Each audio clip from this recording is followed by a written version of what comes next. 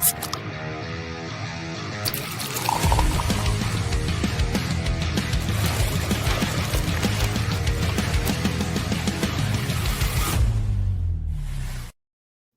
everybody. Welcome to the Gridiron Six-Pack Show. I'm Tony George. He is Griffin Murphy. We're from Doc Sports. Welcome to the roller coaster ride that is the Gridiron Six-Pack. We go from 6-0 to, I think, 1-5 last week. Let's get some consistency this week with the show. We have a promo code for you here in a little bit. Give you 10% off any package, including daily top play packages from Griffin and we'll give that to you upcoming here in a few minutes. We're going to give you some big games going on, some marquee games here in college football and the NFL. Griff, I might as well let you speak. How you doing?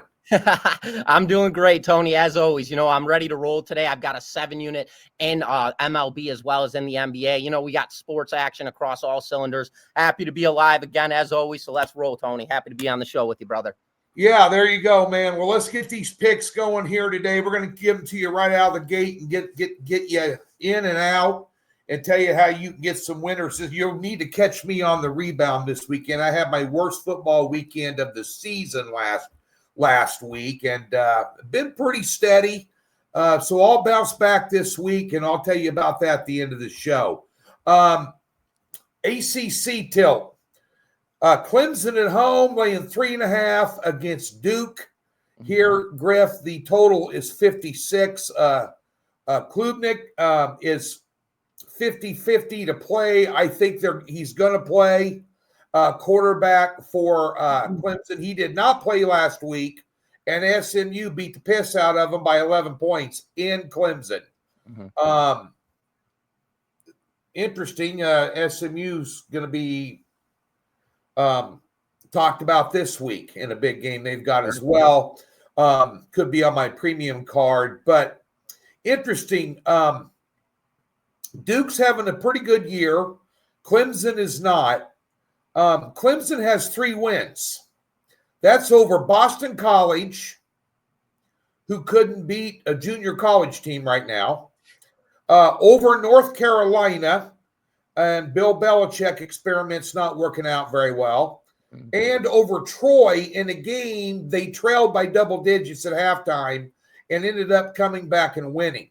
Sure. No one would have told, if you would have told anybody that Clemson would be 3-4 right now at the beginning of the season. They were top 5 in the power rankings for almost everybody. Sarajan, Adam Burke over at VEASAN, all the guys.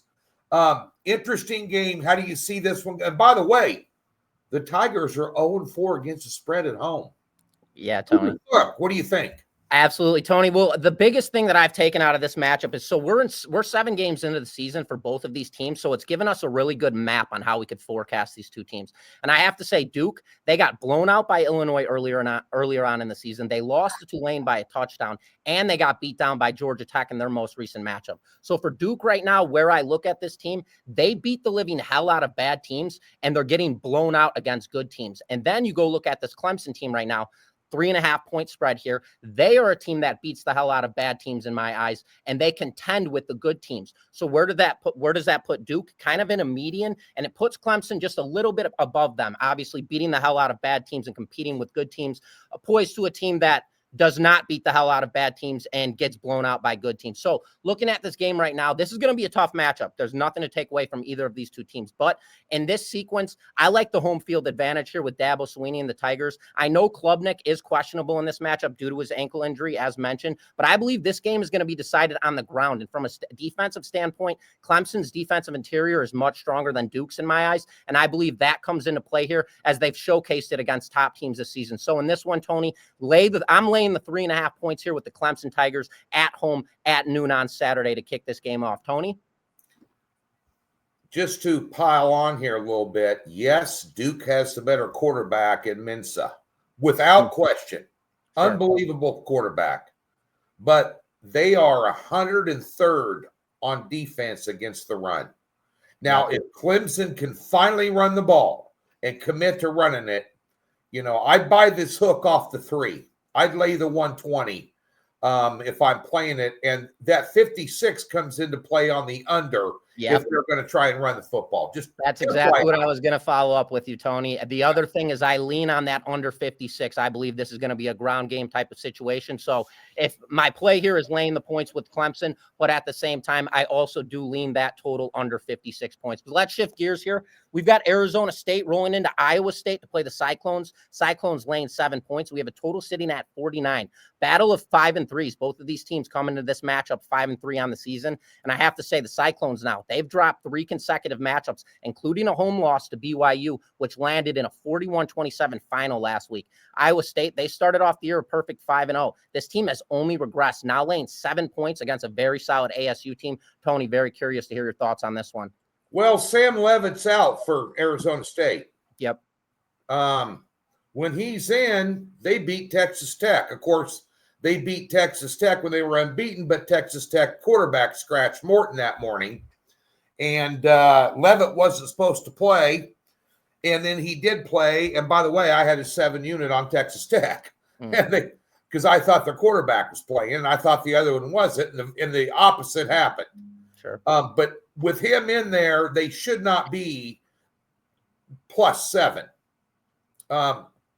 Then again, the backup I'm familiar with, an ex-Nebraska Cornhusker in Jay Sims. Capable quarterback, nowhere near Levitt, nowhere near him. I mean, it's night and day. Some schools have 1 and 1A. We've got like an A player, and then we have a C player in Jay Sims. And he just can't make things happen. Iowa State, you got beat by Colorado, dude. Mm. I mean, you saw Colorado on display last week against Utah. I mean, you got beat by Cincinnati, which after a coin flip loss against Nebraska, which I saw down at Arrowhead to open up the season, with Cincinnati and Nebraska, where Nebraska won it last series of the game. But that ass kicking BYU gave him gives me great pause on Iowa State right now. I'm going to go against the grain. I would lean Arizona State here, even with Levitt out. I'm not banking. We all know about Jack Trice Stadium and the weather. Everybody's going to automatically lay it. I don't think this will come easy. I think Iowa State wins by 3 or 4 points. I'm going to take the points in Arizona State, even without Levitt. Staying in the Big 12, here's one. Sure. Texas Tech at Kansas State. K-State is at home getting 7. The total's 52.5. Now, Kansas State had a huge win last week in the Sunflower Showdown against Kansas at Kansas. Both these teams beat the shit out of Kansas. K-State a little worse, actually. If you take a look, for instance, on power ratings, and I was high on Texas Tech, and their only loss is without their starting quarterback, and it looks like Morton's going to go this week. Okay? If he doesn't, they got Griffs, because Hammond went out last week with an ACL. He's done. Griffs was a starter 2 years ago at Wake Forest in 2023, just for those of you that are playing the home game. So it's not they're without some talent there, because they're loaded on both sides of the ball up front, Griff. Yeah. But if you look at the power ratings, for instance, Jeff Saragin, they've got Tech at 83 and K-State at 69. So he's saying they should be favored 14. Now, we know about the Little Apple. Avery Johnson's been playing better. And a little side note for those of you that don't follow the Big 12 like I do, the last 8 times Kansas State has played Texas Tech, they've beaten them straight up. So it's an interesting game here. And K-State, after a shaky start, couple of big wins over TCU and Kansas. Griff, how you see it? Yeah, Tony, this is an interesting one. And everybody knows I love some psychology when it comes to my handicapping. So you've got a Texas Tech team coming into this matchup 7-1 on the season, and they've got that strong 13 rank next to their name, which obviously always brings in public speculation. But I want to talk about Kansas State really quick. So this team, they're 500 on the season with a 4-4 record. Realistically, this team could be 6-1. 6-2, I should say, maybe even 7-1. Their losses earlier on to open up the season, they opened it up against Iowa State. They had them on the ropes in Dublin, ended up losing that game in the second half. They blew that one. Then they dropped another game to Army, which they just played the worst game of their season, lost that game in a 24-21 final. So that was another matchup that they should have won. Another one that I calculated, and I was actually on a premium with this, I did get the win. It was against Baylor. They lost that game in a 35-34 final, and Baylor is a lot better than people think. So you look at a game like this in a sequence like this right now, you got Kansas State realistically could be 6-2, if not 7-1 on the season, catching 7 points against a Texas Tech team. Their second string, obviously, as you mentioned last week, he is now out for season due to an ACL tear. But their starting quarterback will be suiting up. In a matchup like this, though, considering the fact that their starting quarterback, one, has not played in 2 weeks, I believe this team's going to come out a little bit rusty. Again, we've got Kansas State on a 2-game winning streak, 2 solidified strong wins. Avery Johnson playing very good football right now. I don't love the +7 here. I like to trim that fat. I believe that Texas Tech is going to come out in this game a little bit slow and rusty due to the fact with the quarterback situation. And I believe Kansas State, they're going to utilize that dual threat quarterback with Avery Johnson and try to move the ball early against this team. So, Tony, I'm going to trim the fat here. Give me K-State first half line +3.5 over Texas Tech. I believe they come into this game early and give it to them in this one. But let's shift on gears. Let's get into the NFL. Yeah, Tony? The other thing, too, is in that game, Kansas State has a huge advantage at head coach. Just FYI. I was gonna talk about that as well. Love the head coach and their OC over there. But let's shift gears because we're going to talk about your boys here, Tony. We've got Kansas City Chiefs in the NFL, laying 1.5 points rolling into Buffalo. We've got the Patrick Mahomes, Josh Allen saga here. After a brutal start for the Chiefs this season, they've won 3 straight games now. The Bills, they just beat the hell out of Carolina on Sunday. That was in a 40-9 final. And everybody knows if Carolina is going to play competitive football, that happens at home. Well, the Bills, they just beat the living shit out of them in their most recent matchup. Now we have another head-to-head matchup, Mahomes versus Josh Allen. Tony, how do you see this one playing out? Yep, it's a tough one. Under 52.5. Okay. That's the pick. Kansas City, I just looked over at teamrankings.com. They've advanced all the way from number 8 to number 1 in the power ratings because they've been playing well. You take a look at in a big game like this, defense wins out. Kansas City's defense is why they are where they are. They're number 3 in the league. Spagnuolo's got them playing. They're out, they've got great linebackers. We got Chris Jones, obviously. The DBs are playing well. Right now, Kansas City has 3 wide receivers that can start for any team in the league. In Brown, Worthy, Rice, 2 tight ends that can start for anybody in the league. Kelsey, Gray. The offensive line still question mark. Obviously, I think we're even at quarterback here. Mahomes has probably got a little more upside because of the weapons he has around him. Here's the key. Buffalo was 31st in the NFL at stopping the run. Get on Pacheco's prop on the over. They're going to run the football. They're going to run the football in this game. And Kansas City, let me put here, they have the number 1 defense in yards allowed. They are good at stopping the pass. They're mediocre at stopping the run. They're number 2 in scoring defense, allowing 16 points per game. Now, I'm not going to get all fat and sassy because they put it to the Raiders and they put it to the Commanders with their second string quarterback. Come on. I mean, but at the end of the day here, Everybody thinks automatically this is going to fly over the total. I think Kansas City's a better team, but as we know, Buffalo owns them in the regular season, Griff. It's the postseason. Kansas City owns them, and that's all I care about as a Chiefs fan. Sure, I like postseason's all that matters.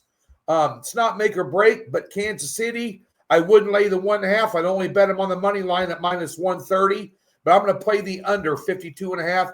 Everybody's expecting a shootout. Andy Reid is no dummy, neither is Matt Nagy, although he's stupider than some people. You should know that, being a Bears fan. Yep. But Reid's going to tell him to run the football right at him. And what do you think James Cook's going to do? Run right at him. A lot of clock eating here. Give me the under. Indianapolis, the Colts at the Steelers. Steelers at home catching 350.5. And a couple of notes here real quick. You got to be concerned if you're going to back the Steelers here. They're number 30 in the NFL at stopping the run. And you got Jonathan Taylor coming to town. Indy has put up 38, 38, 31, and 40 in the last 4 weeks on offense. But who have they played? Mm-hmm. That's the question. Do I think that the Colts are for real? Do I think that Danny Dimes is for real? They're trying to offer him a contract extension right now in the hundreds of millions of dollars for at quarterback. Richardson, you're never going to see him again unless he gets hurt. This is a good football team. The thing that concerns me is up front. They are better than Pittsburgh in the trenches, but again, who have they beat? And you're catching Mike Tomlin at home after a national television loss, Griff. Yeah, Tony, this one's a very interesting game to me. And what intrigues me in this matchup is the total sitting at 50.5 points. Posting a 50.5 total gives us a huge incentive that there's going to be points scored in this matchup. Jonathan Taylor, this guy has been the best running back in the NFL, hands down this season, nothing short of dominant. Meanwhile, Pittsburgh's coming into this game off a 10-point loss Sunday, primetime matchup against Green Bay. In my eyes, though, Tony, I have to say this.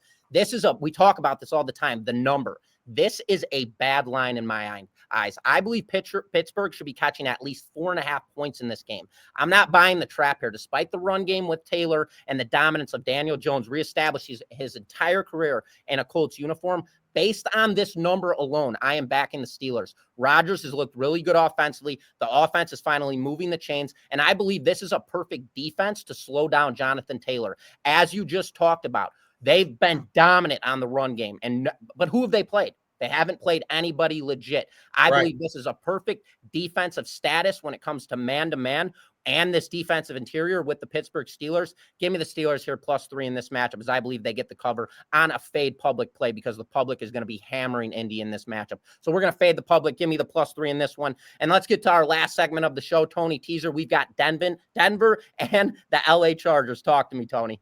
Well, trick or treat real quick. How about 10% off any football package from Griff Murphy or Tony George? The promo code is BOO. BOO10. There we go. Little trick or treat. And they're going to be treats and no tricks this weekend. Promise you. That's right. You're not going to get a lot of volume out of me this weekend because I'm coming off of just an absolute dog shit weekend. I'm transparent. I've been rolling I'm 17-9 in the NFL. That sounds pretty good. Yeah. In this climate. The problem was I went into last Sunday 17-6. So I got beat up on Atlanta. What was that with Miami? I have no idea. But we're going to bounce back this weekend. Low volume, couple of top picks, one in college, one in the NFL. Maybe 4 or 5 plays all weekend long. That's it. Period. Boo 10, though. 10% off any package, including the daily top picks. Okay? You also can get $60 off with that link up there on any new account. Plus, use the 10%. Any confusion, DocSports.com. There's an 800 number on the website. We don't have salesmen. We have real-life customer service. Call them and ask them. They'll set you up. Let's get it done. Let's get it the frick done. Teaser real quick. Give me Denver plus 7.5.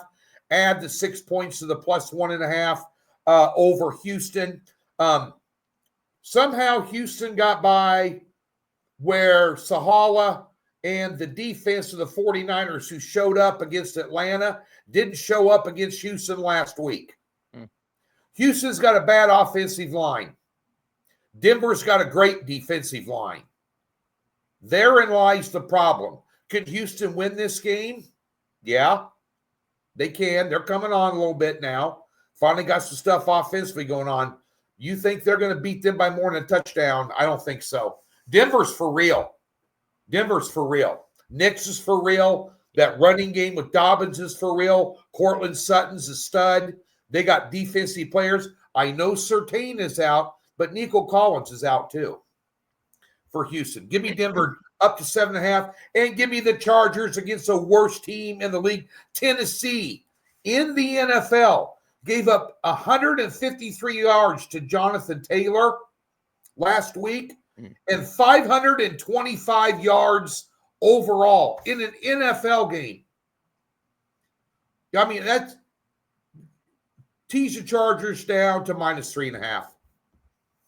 They'll get, and by the way, Kamani Vidal, take the over on his prop as well for running the ball for the Chargers, because he's going to do it. Think about, remember, you're playing the worst team in the league, and you have what we call a double top 10 NFL team. Top 5 offense, top 10 defense in the Chargers. That's balance against the worst team in the league. That's a mismatch. I'd probably beat them by 17 to 20 points. I'm not laying double digits, but I will tease them down. As I told you what I got going on this weekend in serious rebound mode, I will kick ass. I will take names, and I'll get up the next day, and I'll repeat in another sport. Griff, how about you? Yeah, Tony, I'm coming off a 2-2 weekend. I pushed 500. I will say I did win the weekend. I'm currently 8 of 10 winning football weekends. On Saturday, I had my 7-unit best bet with Indiana. I laid the 25 points. They ended up winning that game 56-6, so that was an absolute blowout. That game followed up, I had Alabama, so I ended up dropping that game, going 1-1 on Saturday. Then going into Sunday, I had a 6-unit best bet on my Chicago Bears plus 6.5.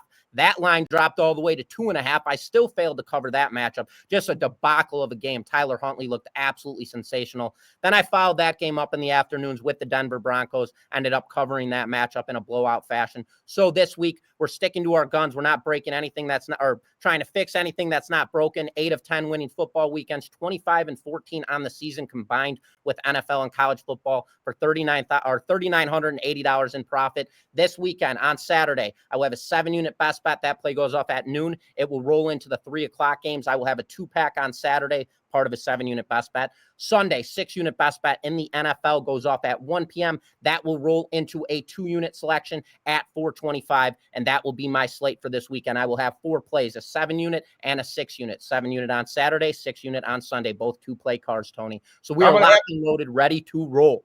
I'm going to have the same exact thing. 4 plays over the weekend. I'll take a look at the Monday. I don't know about the Monday night game yet. Don't forget, 10% off any football package or even top pick package. Promo code in celebration of Halloween night. Boo 10. There's a promo code box right there on the packages. Be sure and get it. Check Griff and I out daily here on the YouTube channel for our free picks. I'll be back up on what day? Friday with the Prop Madness show. I think we damn near swept last week. Nick and I did. So we'll have some 5 or 6 NFL props for you on Friday on that show. DocSports.com. Be there, be square. Thanks for tuning in.